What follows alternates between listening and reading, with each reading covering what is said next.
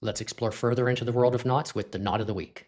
This week, we're going to have a look at the overhand loop.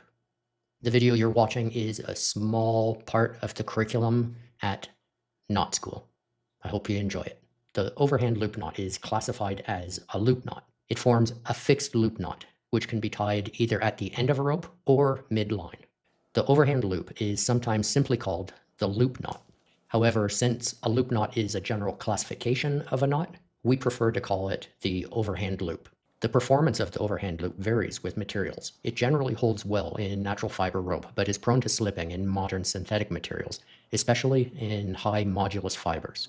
Tying the knot is exceptionally simple.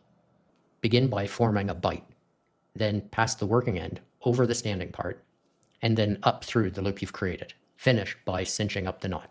This knot is a basic knot, and it has diverse applications in various fields, including mountaineering and climbing for critical loads, boating and sailing, camping, arboriculture, and fishing for creating small rigging loops, as well as general household use.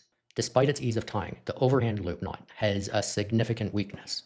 It drastically reduces rope strength, often by 50% or more, and it's also prone to jamming after moderate to heavy loads. And, as mentioned, it's unreliable in slippery materials. At the knot school, we highly recommend not using the overhand loop for critical load applications, especially where failure could lead to serious consequences. Conditions like heavy or dynamic loading, vibration, and wet or icy environments can exacerbate its unreliability. For safety, we recommend using a much stronger alternative such as the figure-8 loop, the bowline, or the alpine butterfly loop.